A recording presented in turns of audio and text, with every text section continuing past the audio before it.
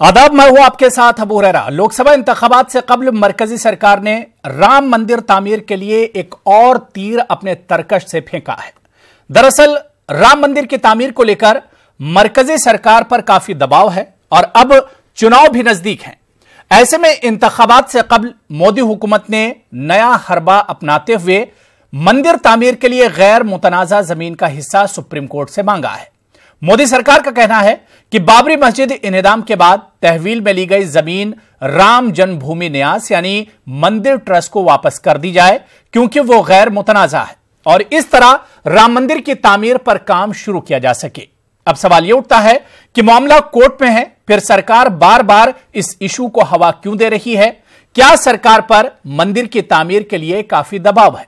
साधु संत नाराज हैं, वीएचपी और आरएसएस वक्फे पर सरकार को निशाना बनाते रहते हैं। ऐसे में राम मंदिर तामीर का मामला क्या वाकई सरकार के लिए गले की हड्डी बना हुआ है? इसे हम समझने की कोशिश करेंगे, इस पूरे इशू पर बात करेंगे, लेकिन सबसे पहले यह रिपोर्ट देखिए। कोर्ट भी ठग लिया रामलला को और सरकार भी ठग लिया। अब देखते हैं कि सरकार के पास कितनी गोलियां हैं और कितना हम लोगों के सीने में गोली चलाएंगे। वह इसको जो है एक समझती है कि हमारे सर का बोझ है।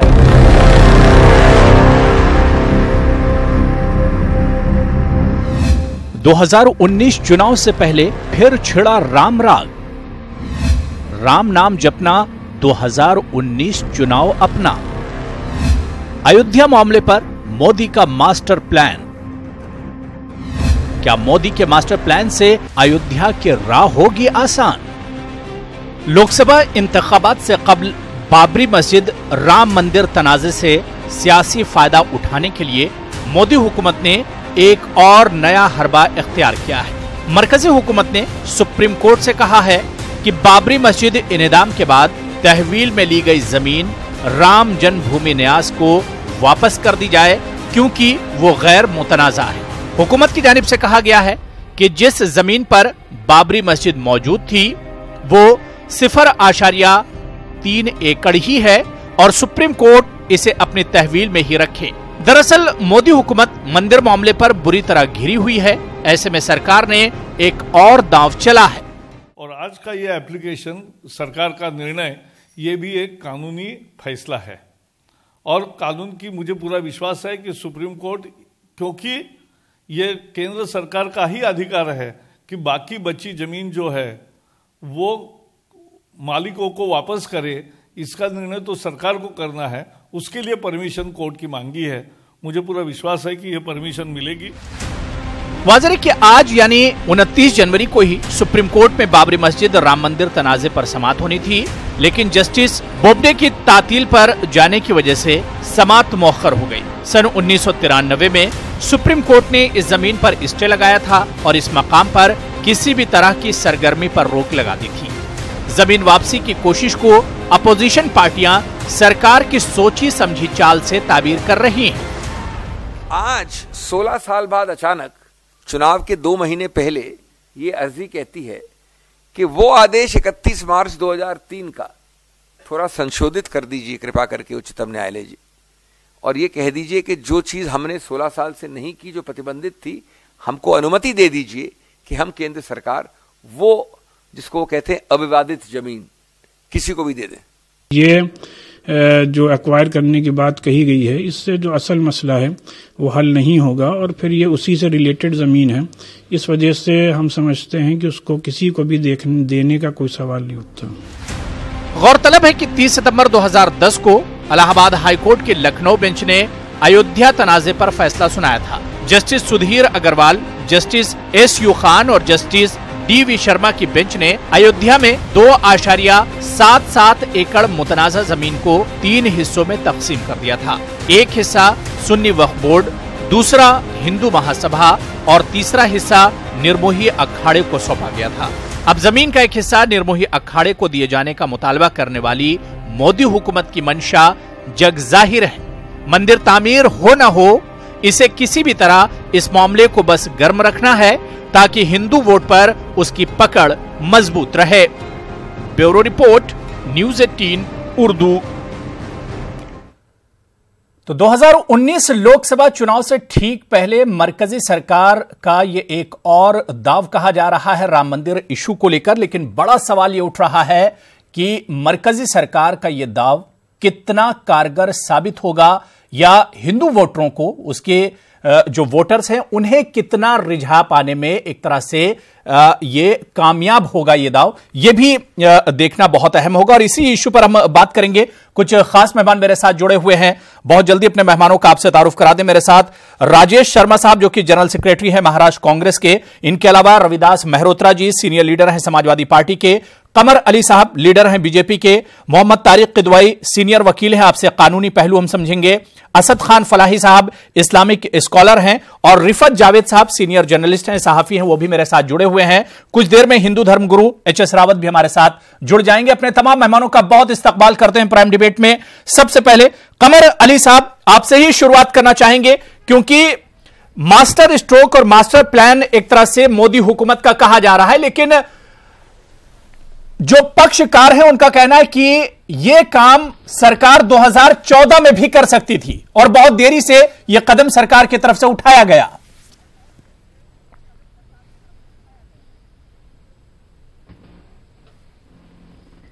मेरे भाई, दरअसल मसला जो है पूरी आवाम जानती है और हिंदुस्तान की जो आवाम है, चाहे हिंदू हो, चाहे मुसलमान हो, चाहे सिख हो, ईसाई हो, वो आवाम ये चाहती थी कि सुप्रीम कोर्ट में जैसे जानकारी मिली हम लोगों को, आप लोग सबको जानकारी मिली कि Supreme Court day by day सुनवाई करेगा इसकी, तो डे बाय डे सुनवाई तो इसकी नहीं हो पाई, किसी कारणवश ये मसला आगे बढ़ता गया।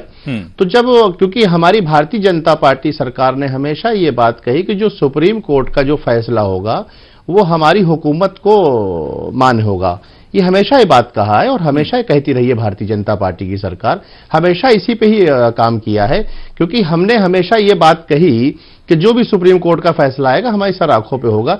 और आप दूसरी बात पे अब आ जाते हैं, क्योंकि जहां पे कोई मसाइल आप समझ लीजिए कि जो विवादित नहीं है, जहां जो विवादित नहीं है, अगर उसके बारे में अगर आज बात की जा रही है, अगर बात हो रही है, तो मुझे लगता है सारी पार्टियों को आगे आके उसका खैर मकदम करना चाहिए कि भाई ठीक है, चलिए अगर कोई ऐसी कोई बात है तो हम लोग बैठ के बात करते हैं और आपके जो सुझाव आया है उसको सुझाव पे गौर करते हैं। कमर अली साहब, चुनाव से पहले इस कदम को सियासत से जोड़कर देखा जा रहा है। 2014 में जब ये सरकार आई थी उस वक्त भी ये कदम उठाया जा सकता था।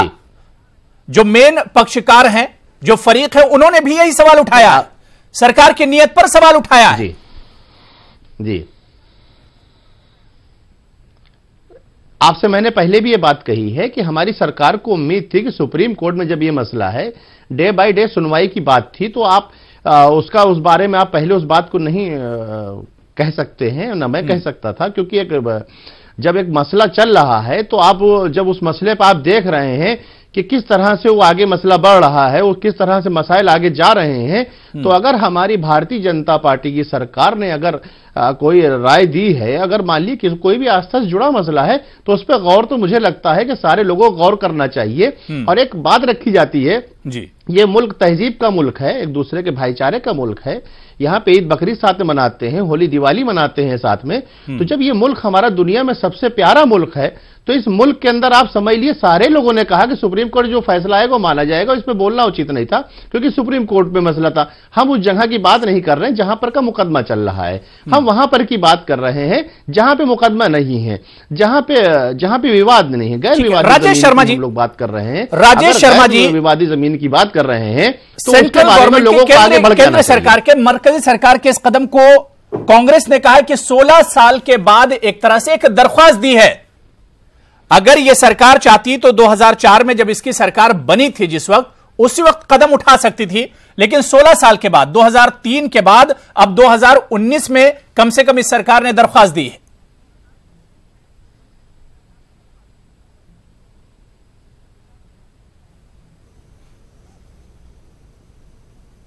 राजेश जी, आप तक मेरी आवाज आ रही है? राजेश शर्मा जी। हाँ आ रही है, बोलिए। हाँ जी, हाँ अभी आई, अभी आ जाएगी। हाँ, कांग्रेस ने कहा कि बीजेपी को 16 साल के बाद इस मामले पर एक दरखास्त देने की नौबत आई है। कांग्रेस कैसे देखती है इस पूरे इशू को, इस पूरे मामले को, जिस तरह से सरकार ने चुनाव से ठीक पहले और अपनी हुकूमत जाने से पहले एक कदम उठाया है? मैं आपको बता दूं कि कांग्रेस इस पार्टी में जो सुप्रीम कोर्ट का न्यायालयीन आदेश होगा उसको मानने की बात जो देश के सामने है, सुप्रीम कोर्ट के निर्णय का इंतजार करना चाहिए। भगवान राम की जन्मभूमि पे मंदिर बनना चाहिए, ये मैटर सुप्रीम कोर्ट के सामने प्रलंबित है और निर्णय जल्दी से जल्दी आए, सब लोगों की मांग है।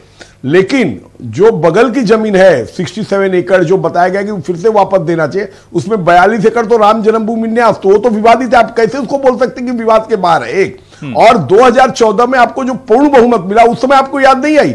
अब आपकी पूरी सत्ता खत्म हो रही है, आपको पूरे देश ने नकारा है, तो आप ये वातावरण लाके हिंदू मुस्लिम में वातावरण बिगाड़ कर जब कोर्ट के निर्णय की आप बात बोल रहे हैं, तो ये नया आज परमिशन मांगने की आपको क्या आवश्यकता पड़ी? अचानक आज याद आया? अच्छा वहां पे चलो, उसको आप उस वक्त करेंगे क्या? उस परिसर पूरा घिरा हुआ है, जब तक कोर्ट का निर्णय नहीं होता उसका आप कुछ विकास नहीं। और अधिग्रहण किस मुद्दे पर हुआ था? अगल बगल की जमीन, इसलिए कि वहां पे कोई विवाद नहीं हो। कल वहां पे मंदिर बने, मस्जिद बने, कोई एजुकेशन, कोई विवाद, इसके लिए तो एक्विजिशन हुआ था, गवर्नमेंट ने एक्वायर किया था। अब एक्विजिशन में जो ओल्ड ओनर्स को आप देने की बात बोल रहे हैं, 42 एकड़ तो राम जन्मभूमि न्यास की है, मतलब आप कैसे कह सकते हैं कि विवादित नहीं है? इसके लिए कोर्ट के निर्णय का इंतजार करना चाहिए। मैं सीधे सीधे नरेंद्र मोदी जी की सरकार पे आरोप करता हूं कि महंगाई, बेकारी, सारे प्रश्न पे नाकाम होने के बाद आज देश की जनता ने उनको नाकार दिया है। इसके लिए उन्होंने एक नया फॉर्मूला लिया कि हिंदू मुस्लिम इसमें भड़के, वातावरण बिगड़े, महंगाई बेकारी की तरफ से लोगों का नजर हटे और लोग इस तरफ आकर उनका चयन करें। रविदास मेहरोत्रा जी, क्या बहुत जागरूक है, सच्चाई, महंगाई का प्रश्न, बेकारी का प्रश्न, कदम के पीछे, वो सारे इस कदम के पीछे यही सच्चाई नजर आती है कि इशू से ध्यान हटाना है असल में सरकार का, इस वजह से इस तरह का कदम उठाया सरकार ने मुद्दों से ध्यान हटाने के लिए। जी हाँ, बिल्कुल सही है। जो जनता के मुख्य मुद्दे हैं उनका ध्यान बांटने के लिए ये प्रयास है और सारे मोर्चों पर ये केंद्र की सरकार फेल हो गई है। जनता से जो वादे किए थे, किसी वादे को पूरा करने का काम नहीं किया है। इनके पास कोई मुद्दा नहीं है जनता के पास जाने के लिए, कोई बात कहने के लिए कि इन्होंने जो वादे किए थे उसमें कोई काम पूरा करने का काम किया है। और जो आज इन्होंने दरखास्त दी है, सरकार बनी इनकी 5 साल पहले, 14 में दरखास्त क्यों नहीं दी, 15 में क्यों नहीं दी, 16 में क्यों नहीं दी? जब देश के प्रधानमंत्री लगातार विदेश घूम रहे थे, उनके पास की टाइम नहीं था। आज जब चुनाव आ गए हैं, उनके पास कोई मुद्दा नहीं है। जनता के पास जाकर के ये कहने के लिए कोई हिम्मत नहीं है कि हमने ये काम किया है। चुनाव से पहले कहा था कि ब्लैक मनी आएगी, कहां आई ब्लैक मनी? लोगों से कहा था रोजगार देंगे, कहां गया रोजगार? कहा था 100 बनेंगे स्मार्ट सिटी, कौन सा बना स्मार्ट सिटी? कहीं कोई न महंगाई रुकी, न बेरोजगारी दूर हुई, लगातार करप्शन बढ़ रहा है और सारे मुद्दों पर केंद्र सरकार फंस गई है। केंद्र सरकार के पास कोई मुद्दा नहीं है और लगातार ये प्रयास हो रहा है कि कैसे सांप्रदायिक मुद्दों से ध्यान भटकाने के लिए भी एक कदम सरकार का हो सकता है। रिफत जावेद साहब, सरकार के इस कदम के पीछे सही मानों में आप देखते क्या कुछ है? साफ नहीं है। इनका उद्देश्य ये नहीं है कि मंदिर निर्माण करना है, इनका उद्देश्य मंदिर के नाम पर केवल सरकार बनाना है। इनकी नियत साफ नहीं है, ये जनता को गुमराह करने का काम है। ठीक है जी, नहीं है, सारे मोर्चों पर केंद्र सरकार फेल हो गई है। ठीक है रिफत जावेद जी।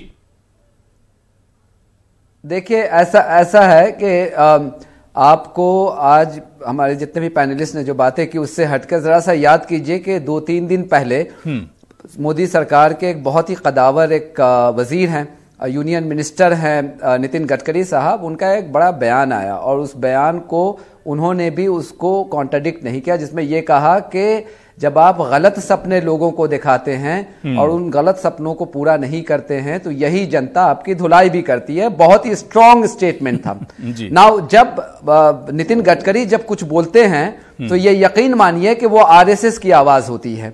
तो कहीं ना कहीं ये नरेंद्र मोदी के लिए ये बहुत ही सर्वाइवल की लड़ाई है कि अगर उनको मेजॉरिटी नहीं आती है 2019 में, और मैं वसूख के साथ कहता हूं और इसके पहले भी आपके प्रोग्राम पे मैंने कहा था कि अभी से लेकर मई तक अगर कोई बहुत बड़ा मुआजिजा नहीं हुआ, चमत्कार नहीं हुआ, तो नरेंद्र मोदी का इशारे ऐसे मिल रहे हैं कि नरेंद्र मोदी का दोबारा वजीर आजम बनना ऑलमोस्ट नामुमकिन है। तो ऐसी सूरत में उनके पास ये राम मंदिर का, जिसको मैं कहता हूं कि झुंझुना जो है कम्युनलिज्म का, उसको भुनाने के अलावा उनके पास कुछ बचा नहीं है। अब आप देखिए कि लोगों ने अपने, हमारे बीजेपी के जो साथी हैं उन्होंने ये कहा कि ऐसी बात हो रही थी कि Supreme Court day to day hearing करेगी। देखिए, अपनी ख्वाहिश और सुप्रीम कोर्ट के स्टेटमेंट में फर्क होता है। ये बीजेपी के लीडरों की ख्वाहिश तो थी, लेकिन सुप्रीम कोर्ट ने कभी नहीं कहा कि हम डे टू डे हियरिंग करेंगे। और दूसरी बात यह कि 2003 में जब सुप्रीम कोर्ट ने यह क्लियर कर दिया था कि जो एक्सेस लैंड है उसका फैसला तब तक नहीं होगा जब तक कि राम मंदिर और बाबरी मस्जिद का मामला जो है पूरी तौर पर रिजॉल्व नहीं किया जाता।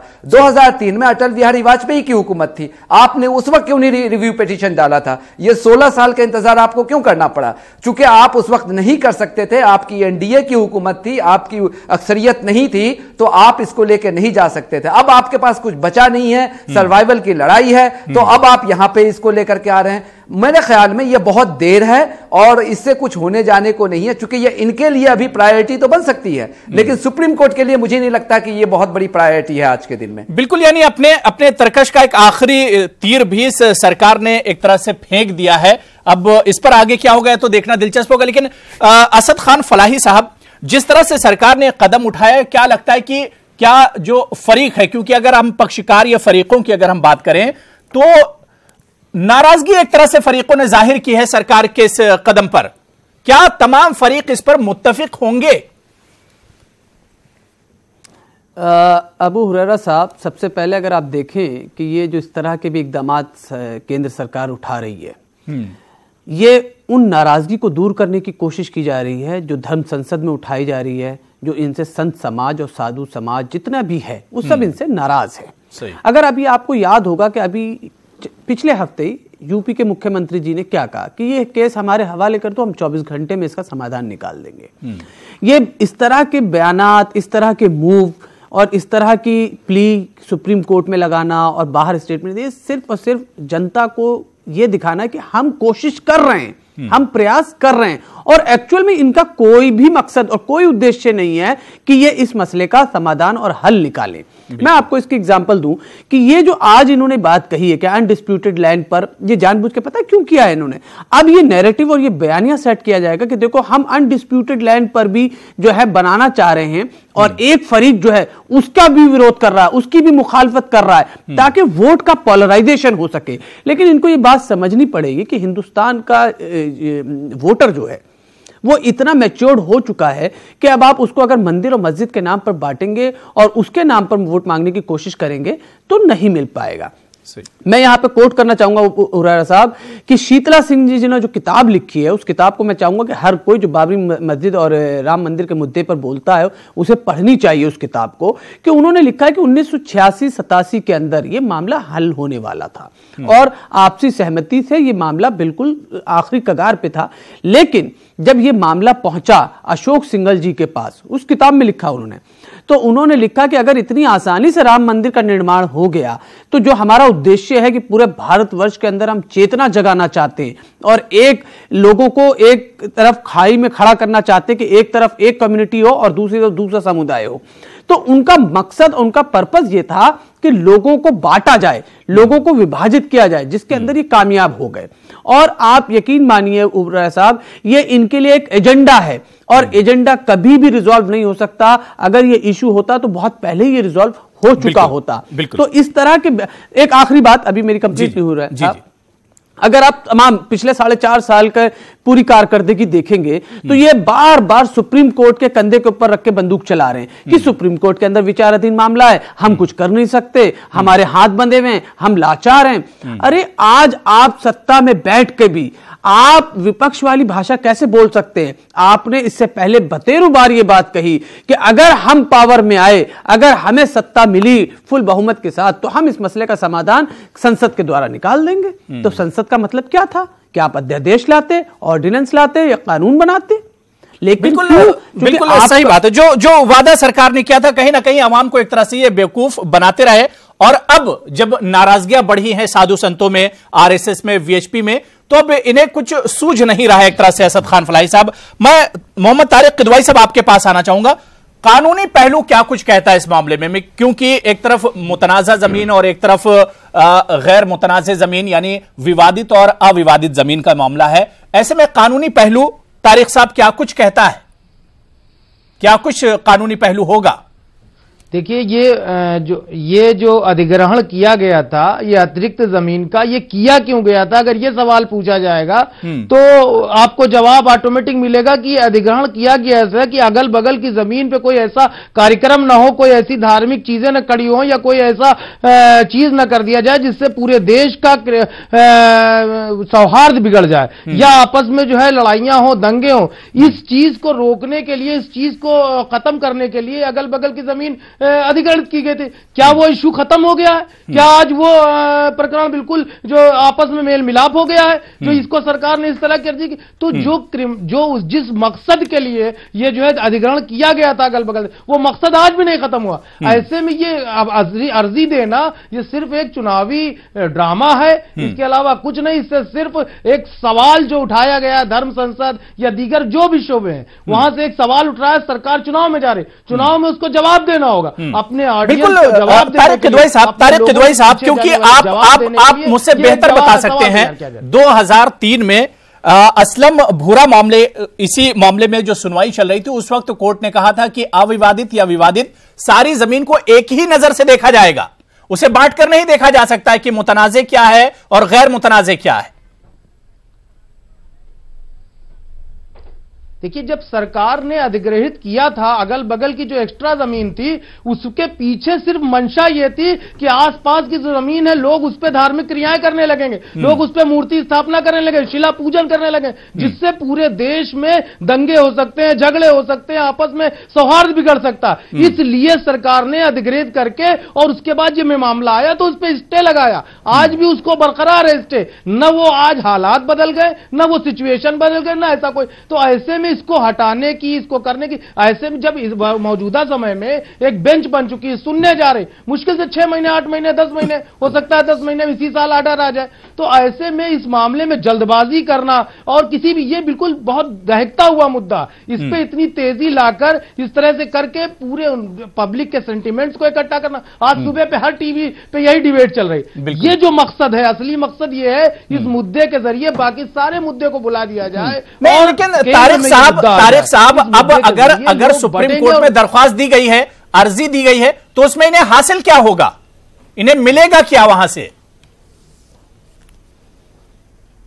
हासिल होगा जवाब। जब ये जाएंगे चुनाव में तो इनको जवाब होगा कि मैंने कोशिशें की। सवाल पूछ रहे हैं, आपने कोशिश क्या की, 4.5 साल में आपने किया क्या है? तो जब इनका जवाब मांगा जाएगा तो ये कहेगा मैंने एक अर्जी दी थी जो सुप्रीम कोर्ट ने नहीं सुनी। आज आप देखते हैं प्रधानमंत्री से लेकर ऊपर से नीचे तक हर आदमी कपिल सिब्बल का नाम ले रहा, या किसी एक आदमी का नाम ले रहा।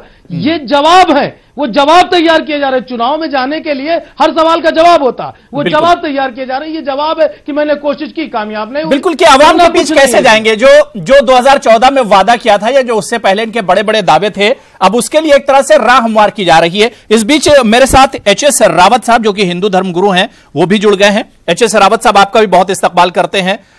कुछ और खास मेहमान पहले से मेरे साथ जुड़े हुए हैं। एचएस रावत साहब, क्योंकि ब्रेक पर जाना, लेकिन उससे पहले आपका रिएक्शन भी ले लेते हैं कि सरकार के इस कदम को कैसे आप देखते हैं? क्या वाकई में सरकार अपना जो वादे किए थे उससे एक तरह से पीछा छुड़ाना चाहती है, या सरकार सिर्फ ये कहना चाहती है? अभी असद खान फलाही भी कह रहे थे कि सरकार, कि हम तो इसमें कुछ ना कुछ कर रहे हैं, हमारी सरगर्मी जारी है। अबू हुरैरा जी, डेमोक्रेटिक कंट्री है, लोकतांत्रिक कंट्री है, और लोकतंत्र के अंदर चाहे सरकार हो, चाहे सुप्रीम कोर्ट हो, चाहे संविधान हो, वो देश की जनता के वेलफेयर के लिए होता है। और 100 करोड़ हिंदू अगर मोदी साहब से ये कह रहे हैं कि हमें मंदिर चाहिए, और हम मुसलमान भाइयों से भी कह रहे हैं कि हमारी आस्था का मामला है, आप हमें ये मंदिर के लिए बनने दीजिए, रास्ता आप खोलिए, तो इसके अंदर सरकार ने इस बात को गहराई से लिया है। और जब डेमोक्रेटिक तरीके से अगर कोई आंदोलन होता है, या कोई सम्मेलन होता है, या कोई इस तरह से कोई धर्म संसद होती है, तो उसका प्रभाव निश्चित तौर पर सरकार की एजेंसीज वहां लगी होती है, और उनको पता लगता है कि जनता के अंदर किस तरह का विरोध चल रहा है। तो मुझे लगता है कि कहीं ना कहीं सरकार आवाम की नाराजगी से डरी हुई है, कहीं ना कहीं दबाव है उसके अंदर, और इस तरह का कदम उसे उठाना पड़ा। और दबाव होना चाहिए। अबू जी, दबाव होना भी चाहिए। अगर हमने वोट दिया है तो हमारा राइट है कि सरकार हमने मंदिर के लिए वोट दिया, हमें मंदिर दीजिए, आप किसी भी तरीके से दीजिए। सरकार कानून के थ्रू दे, अध्यादेश के थ्रू दे या सुप्रीम कोर्ट के थ्रू करे। बिल्कुल, लेकिन रावत साहब आप लोग इतना तो जान गए कि 2014 से अभी तक ये सरकार आप लोग को ठगती ही रही है, और फिर जो कदम उठाया ठगने ही वाला कदम है। नहीं, ऐसा कोई सगा नहीं जिसको इन्होंने ठगा नहीं। मैं इसको ये इसलिए नहीं कहूंगा कि अभी 3 तलाक का मामला 4.5 साल पहले तो नहीं आया, जब 3 तलाक के लिए वो आपके काम का कहां था रावत साहब? रावत साहब, 3 तलाक वाला मामला आपके काम का कहां था? नहीं, मोदी साहब ने कहा था कि मैं अगर प्रधानमंत्री बनाऊं, मैं देश का चौकीदार हूं, जो मेरे सामने आएगा अपनी समस्या लेके आएगा, मैं उसका निवारण करूंगा। मुस्लिम बहनें गई, उनके लिए उन्होंने कानून लेकर के आए। SC ST वाले गए, उन्होंने आंदोलन किया, उनके लिए किसान। रावत साहब मुझे ब्रेक पर जाना है। सिर्फ इतना आप मुझे जवाब दे दीजिए कि सरकार का यह कदम वाकई में कोई हल निकालेगा, सिर्फ झुंझुना है या सिर्फ यह भी एक बहलावा है आप लोगों के लिए? नहीं, मामा से काना मामा अच्छा। यानी सरकार जो पहल कर रही है उससे कुछ उम्मीदें तो हैं कि कोई रास्ता निकले। अभी तो 2 महीने बचे हैं, जब रात को सुप्रीम कोर्ट खुल सकती है 12 बजे, तो सरकार चाहे 2 महीने सर में। खालिद साहब का वो शेर है अबू हुरैरा साहब कि तेरे वादे पे जिए हम, तेरे वादे पे मरे हम, खुशी से मर न जाते गर एतबार होता। बिल्कुल, तो ये नहीं, छोटा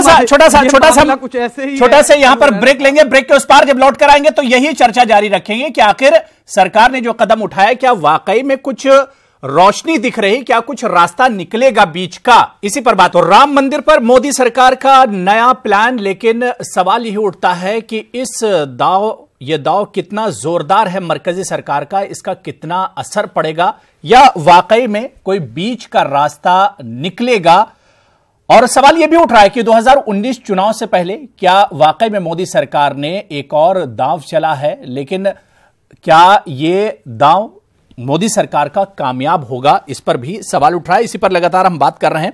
मेरे साथ कुछ मेहमान जुड़े हुए। ब्रेक के बाद कमर अली साहब आपसे ही शुरुआत करना चाहेंगे कि मरकजी सरकार ने, केंद्रीय सरकार ने सुप्रीम कोर्ट में अर्जी देकर क्या वाकई में चुनाव में जाने का एक रास्ता निकाला है?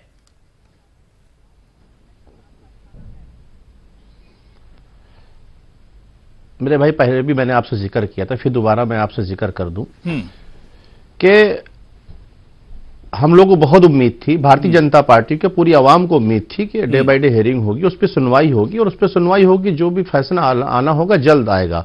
अभी मेरे काबिल दोस्त, मेरे भाई ने भी जिक्र किया कि अटल बिहारी वाजपेयी जी ने, मरहूम जो थे हमारे, तो जब सरकार चल रही थी उनकी, तो उन्होंने बुलाया और सबको बुला के, सारे धर्मों के लोगों को बुलाया और बुला कर उन्होंने कहा कि भाई ऐसा करिए, अगर कोई आपसी सहमति से कोई फैसला हो जाता है तो बहुत बेहतर है। तो सारे धर्म के लोग गए। मैं आपको ये वाकया बताता हूं, 2002 का या 1 का वाकया है। फिर उसके बाद राष्ट्रीय अल्पसंख्यक आयोग के नायब सदर थे डॉक्टर मरहूम MS उस्मानी साहब, तो उन्होंने इसको बहुत पुरजोर तरीके से उन्होंने कोशिश करी। उसके बाद जो था, हर धर्म गुरु से वो मिले और जगह जगह आए।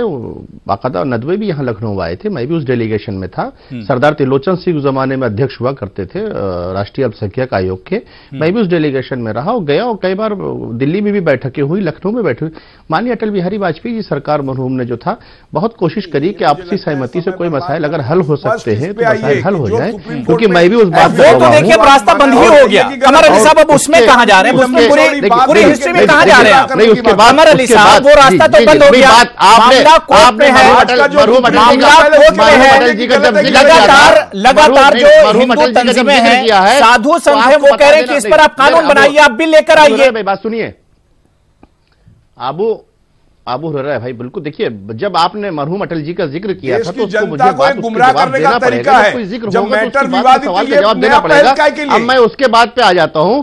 जब देखिए, जब एक मसाइल वहां पे सुप्रीम कोर्ट में है, तो हमारी सरकार ने हमेशा ये बात कही कि सुप्रीम कोर्ट का फैसला जितनी जल्दी आ जाए उतनी जल्दी बेहतर होगा इस मुल्क के लिए, इस आवाम के लिए। नहीं तो कमर अली साहब, सुप्रीम कोर्ट फैसला आपके हिसाब से नहीं सुनाएगा, सुप्रीम कोर्ट फैसला सरकार के हिसाब से नहीं सुनाएगा। हमारी सरकार इतना हसास मामला, ये तो आप भी समझ सकते हैं, हमारी सरकार ने मुल्क की तारीख का सबसे हसास मामला है हमारी सरकार। कमर अली साहब, देखिए अब हिस्ट्री में मत जाइए।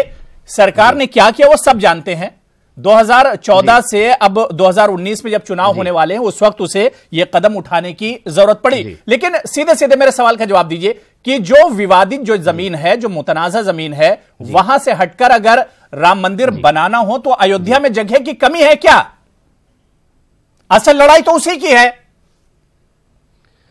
हमारी सरकार ने सुप्रीम कोर्ट से गुजारिश ये करी है कि भाई जो जगह जहां पे विवादित नहीं है वो जगह दे दी है, जो विवादित नहीं है उस बात को समझिए, उस चीज को हमारे साधु संतों ने मांग करी। आप कैसे बोल सकते हैं विवादित नहीं है? विवादित है वो जमीन। माननीय प्रधानमंत्री जी से मांग करी। देखिए वो कोर्ट पहले ही साफ कर चुका है, 2003 में ही कोर्ट साफ कर चुका है। पूरी बात को सुना, हमारी भी पूरी बात को आप सुने। मैंने आप सवाल करेंगे तो आप जवाब भी लेंगे। उसमें जो एप्लीकेशन जो हमारा जो सुप्रीम कोर्ट से जो हमारा है वो जो विवादित जगह नहीं है, जो विवादित जगह नहीं है हम उसकी बात कर रहे हैं। हम विवादित जगह की बात नहीं कर रहे हैं, जो विवादित नहीं है हम उसकी बात कर रहे हैं। क्या गुना है?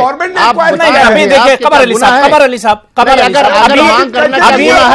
तारिक किदवई अभी बता रहे थे कि कोर्ट ने क्या कहा था कि जो मिली हुई जमीन है, जो आप क्या बात 67 एकड़ जो जमीन है पूरी की पूरी विवादित हो या ना हो, लेकिन उस पर आप कुछ कर नहीं सकते हैं। कोर्ट ने पहले ही साफ कर दिया है। एच.एस. रावत साहब, मैं आपके पास आना चाहूंगा। क्या सरकार वाकई में झाड़ना चाह रही है? अबू हुरैरा भाई नहीं, कमर साहब देखिए अब आप मुद्दे पर नहीं आ रहे हैं। नहीं, इस समय पर सरकार सीरियस हो चुकी है। सरकार को पता है उनको चुनाव में भी जाना है और इधर साधु संतों का बहुत ज्यादा प्रेशर है सरकार के ऊपर, और धर्म संसद लगातार चल रही है और 31 तारीख को और जबरदस्त पूरा संतों का एक सम्मेलन होने वाला है जिसमें फैसला किया जाएगा। अब हम लोग तो ये हैं जो संत फैसला करेंगे हम उनके साथ हैं, और संतों के फैसलों के ऊपर सरकार को फैसला लेना है। अगर संतों के फैसले के अगेंस्ट सरकार जाती है तो निश्चित तौर पर सरकार पर इसका दबाव आएगा और उनको चुनाव में जाने में रावत साहब, स्वामी चक्रपाणी ने कहा कि सरकार एक तरह से संजीदा नहीं है। अगर वाकई में संजीदा है, आज का मैं उनका बयान बता रहा हूं, सरकार के कदम उठाने के बाद उन्होंने कहा कि अगर सरकार संजीदा है तो इस पर कानून लाए, इस पर बिल लेकर आए। देखिए ये स्वामी चक्रपाणी जी महाराज अध्यक्ष हैं हिंदू महासभा के, वो भी तो आंदोलन कर सकते हैं सरकार के खिलाफ। वो कह सकते हैं भाई आप करिए, आप लेके आइए। अब हम तो साधु संत के साथ हैं, हम तो राम भक्त हैं, हम तो चाहते हैं हमें चाहे चक्रपाणी जी महाराज दें, चाहे मोदी जी दें, चाहे कांग्रेस दे, हमें तो मंदिर चाहिए। पर उन्होंने सरकार के इस कदम पर सवाल उठाया है। वो पार्टी के अध्यक्ष हैं, पार्टी के अध्यक्ष होने के नाते वो उठा सकते हैं, 2 महीना पहले जागरूक, लेकिन हम उनको ये कह सकते हैं कि हमें मंदिर दे दीजिए। हम मंदिर चाहते हैं। देश की जनता को गुमराह करने का, देश की जनता पूरे तौर पे समझ रही है कि आप सब गलत हरकत कर रहे हैं। एच.एस. रावत साहब, मैं सिर्फ इतना ही पूछना चाह रहा हूं कि ये सरकार आप लोग को गुमराह कर रही है, लेकिन फिर भी आप कह रहे हैं कि नहीं सरकार ने कदम उठाया। ठीक है, कदम उठाया, लेकिन अब वक्त कितना बचा है? जो सरकार ने जमीन अधिग्रहण कर रखी है और अगर वो रामलला ट्रस्ट को उसको देना चाहती है तो इसमें गुमराह करने वाली बात तो कोई नहीं है। हम तो चाहते हैं कि जो जमीन सरकार ने, कांग्रेस सरकार ने अधिग्रहण की थी, नरसिंह राव सरकार ने, वो हमें वापस मिल जाए। और उसके बाद जो सुप्रीम कोर्ट का फैसला भी लटका हुआ, सरकार चाहे तो वो उनके कह सकती है कि भाई डे टू डे हियरिंग करें। जब उन्होंने आप पहल की है, अर्जी दी है, तो वो अर्जी भी दे सकती है सरकार। निश्चित तौर पर पब्लिक का दबाव है जी। ठीक है, देखिए राजेश शर्मा जी मेरा एक सवाल भी ऐड कर लीजिए। आगे गए क्योंकि वहां पे ये सब प्रश्न नहीं है, धार्मिक प्रश्न है। राजेश शर्मा जी 1993 में नरसिम्हा राव ने निर्मोही अखाड़ा को यह जमीन देने को कहा था, यह फैसला किया था, लेकिन वो फैसला लागू नहीं हो सका। और आज उसी मामले को बीजेपी लेकर आई है, केंद्र सरकार लेकर आई है।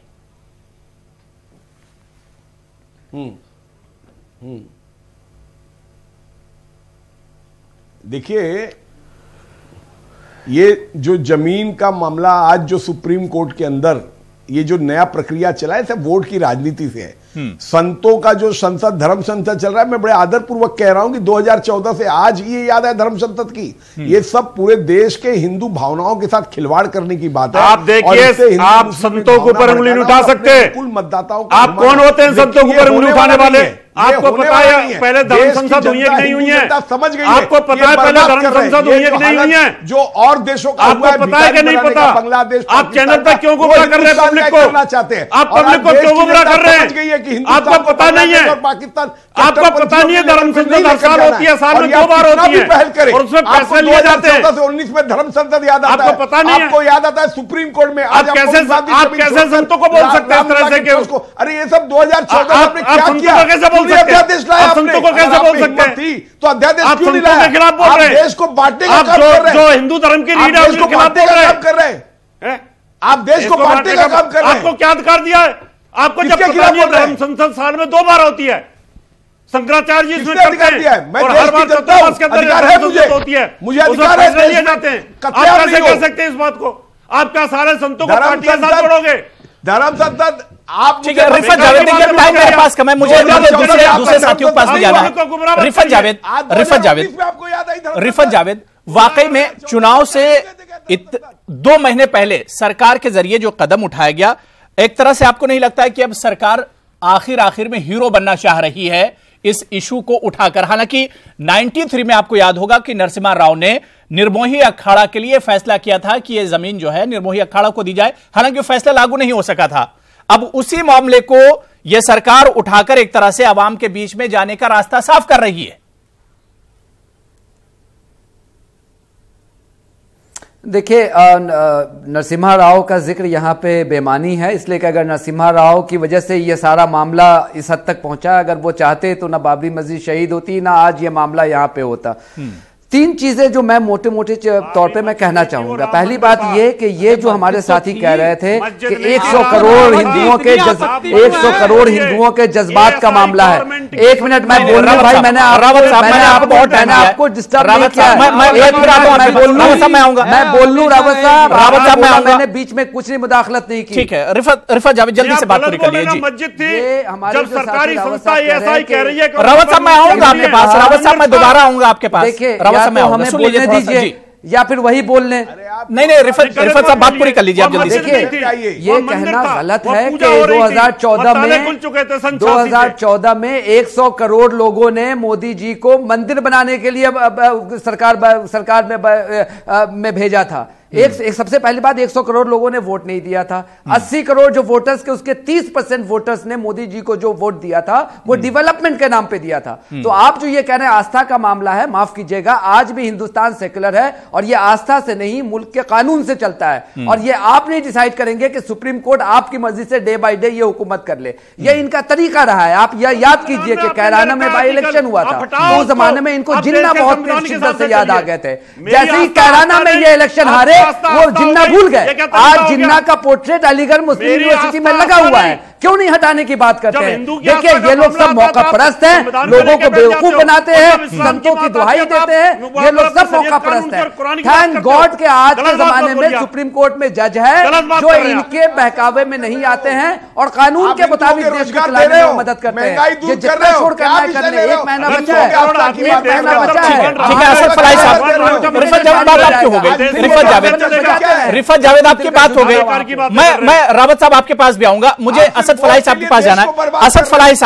असद फलाई साहब, मान लीजिए कि सरकार ने जो अर्जी दी है वो कबूल भी हो जाए, लेकिन क्या आपको लगता है कि ये मसला इतना आसान है, जो इतनी आसानी से हल हो पाएगा कि जो गैर मुतनाज़ जमीन है वो दे दी जाए और जो मुतनाज़ जमीन है वो ना दी जाए? क्या मसला इतना आसान लगता है?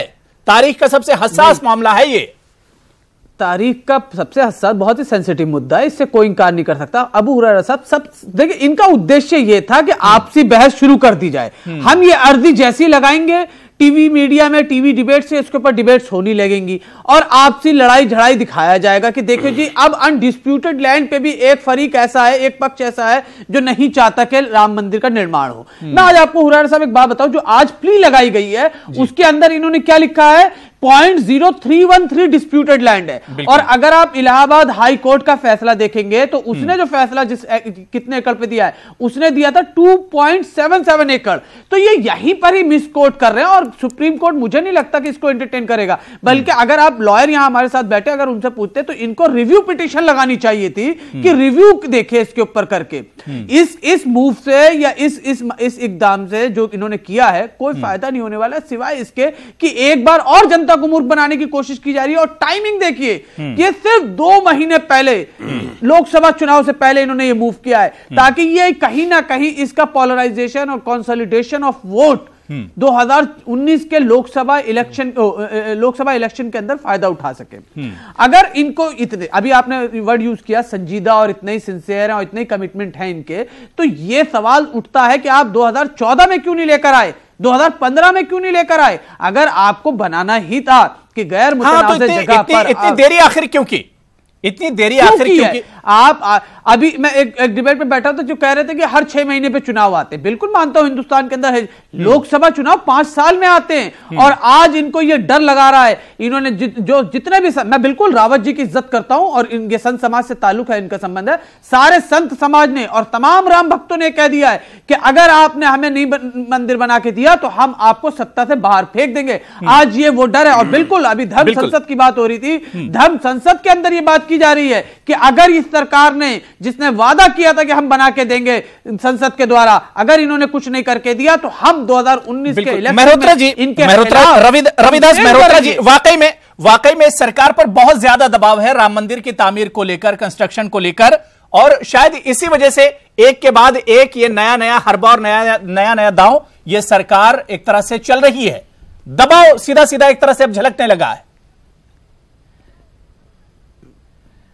देखिए, भारतीय जनता पार्टी और केंद्र की सरकार जो है ये चुनाव में जाने के लिए ढूंढ रही रास्ता कि क्या रास्ता जाए, अब क्या जनता को जवाब देंगे। इनके पास कोई जवाब नहीं है। इन्होंने 5 साल में कहीं कोई काम नहीं किया है और काम के नाम पर इनके वोट मांगने की हिम्मत नहीं है। अब सारे मंत्रालय और प्रधानमंत्री का ऑफिस ये तय करने लगा हुआ है कि जनता का मुख्य मुद्दों से ध्यान बांटने के लिए हम क्या करें, और जनता के मुख्य मुद्दों के ध्यान बांटने के लिए ये उन्होंने दरखास्त लगाई है। आज ये जुमलेबाजी है। लोगों को मालूम है कि अभी आप 2 महीना कह रहे हैं, 2 महीना नहीं, 15 दिन बाद जो है लगने वाली है आचार संहिता, चुनाव होने वाले हैं।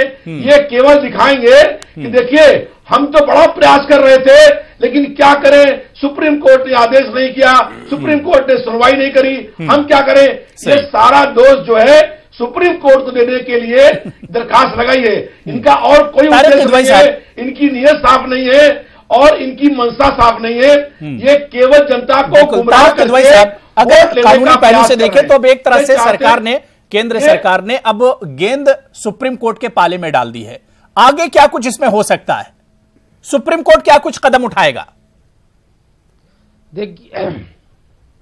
देखिए, सबसे पहले तो ये करीब 17 साल डिले है। जैसा कि भाई ने बताया, इसमें रिव्यू पिटीशन होनी चाहिए, 17 साल पहले होना चाहिए। 17 साल लेट क्यों कर रहे हैं, कोर्ट हो सकता है इस पे भी पूछे। इस पे लिमिटेशन एक्ट लागू होगा, 17 साल बाद आप क्यों अपील फाइल कर रहे हैं। उसके बाद दीगर और चीजें पूछे जाएंगे, कैसे मेंटेनेबल है। जो हमने बताया कि भाई इसमें उस समय जो स्थितियां थी, क्या आज वो परिस्थितियां बदल गई हैं? अगर बदल गई हैं तो बताइए कैसे आप बता रहे हैं कि, तो बहुत से ऐसे पहलू हैं जिनसे ये 100% है कि ऐसी कोई अपील मेरे हिसाब से तो जो है ये वहां ठहरने वाली नहीं है और ये एप्लीकेशन खारिज हो जाएगी। जो असली मकसद था वो पूरे समाज में, पूरे भारत में इस डिबेट को, इस चर्चा को जो है जिंदा रखना। ये चर्चा जब तक जिंदा रहेगी तब तक जो है वोट जो है चोलियों में आते रहे। रावत साहब, इससे कोई इनकार नहीं कर सकता। रावत साहब, अर्जी खारिज हो जाएगी। जिस तरह से कानून के जो माहिर हैं, जो एक्सपर्ट हैं, किदवाई साहब बता रहे हैं कि ये सुप्रीम कोर्ट में सेंटर की अर्जी ठहरेगी नहीं, सिर्फ आवाम को एक तरह से बेवकूफ बनाना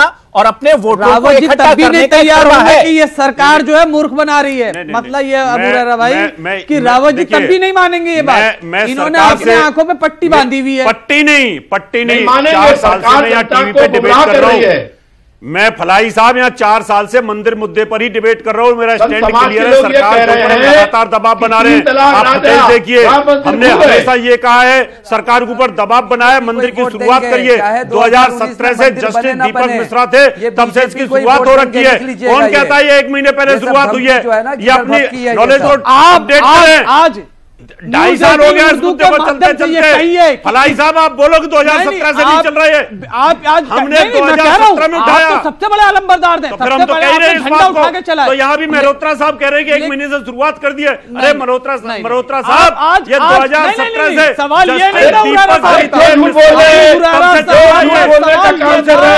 और लगातार सरकार के ऊपर कहते रहे। ठीक है, लेकिन एच.एस. रावत साहब ये बताइए देश को मूर्ख बनाया या नहीं बनाया? ठीक है, असद फलाई जी सुन लीजिए। मल्होत्रा जी सुन लीजिए। ऑडियो थोड़ा सा लोगों का डाउन करें। मैं रावत साहब के पास जाऊंगा। रावत साहब पूरी ईमानदारी से बताइए कि लल्ला जहां पर विराजमान है, राम लल्ला, अब सरकार कह रही है कि उस जगह से हट के दूसरी जगह जो अनडिस्प्यूटेड नहीं है, अनडिस्प्यूटेड है, वहां पर वो जमीन एक तरह से ट्रस्ट को दी जाए। अब ये बताइए क्या उस जमीन पर जहां पर रामलल्ला नहीं है वहां पर मंदिर बनाएंगे? नहीं, बिल्कुल नहीं हो सकता। क्या आवाम इसे नहीं समझती है कि सरकार क्या कर रही है? हमारे हिंदू धर्म के हिसाब से जहां गर्भगृह होता है, भगवान राम विराजमान है, वेद मंत्र का जाप होता है, आरती होती है, मंदिर वहीं पे बनेगा। लेकिन वो जो जमीन है जो अधिग्रहण की थी नरसिंह राव सरकार ने, वो मंदिर का ही हिस्सा है। इसलिए उसमें अगर सरकार वो देती है रामलला ट्रस्ट को, तो उसमें कोई बड़ी बात नहीं है। लेकिन मंदिर और वही बनेगा जब भगवान राम की मूर्ति है और गर्भगृह के अंदर ही बनेगा। तो ये तो उस जमीन को छोड़कर बात कर रही ना, जो अर्जी सरकार ने दी है वो तो उसमें 0.313 एकड़ जमीन तो उसमें आती नहीं है। ये स्वीकार ही नहीं करेंगे। मैंने यही कहा कि नहीं मामा से काना मामा अच्छा, अगर हमारे रामलला की सारी जमीन हमें मिल जाती है और सुप्रीम कोर्ट का फैसला हमारे फेवर में आता तो हम भव्य मंदिर बना सकते हैं। हमने यही कहा है। इसलिए गर्भगृह के ऊपर ही मंदिर बनेगा, उसमें कोई दो राय नहीं है। तो फिर ये हम दूसरी जगह मंदिर नहीं बना सकते। बेकार है, ये तो बेवकूफ बनाने वाला कदम है। मस्जिदें बन सकती है, अलग मंदिर नहीं बन सकता। मंदिर का गर्भगृह जहां होता है वही बन सकता है। उस मसले में मत जाइए। लेकिन सरकार तो उस जमीन को छोड़ के बात कर रही है ना। सरकार ने जो जमीन दी उसमें उसका जिक्र ही नहीं है। जमीन मिल रही तो बेवकूफ क्या बनाने वाली? रावत साहब, सरकार ने जो अर्जी दी उसमें तो उस जमीन का जिक्र ही नहीं है। नहीं, उसके अंदर उन्होंने ये कहा 40 एकड़ जो लैंड है वो रामलला ट्रस्ट न्यास किया, उसको दिया जाए।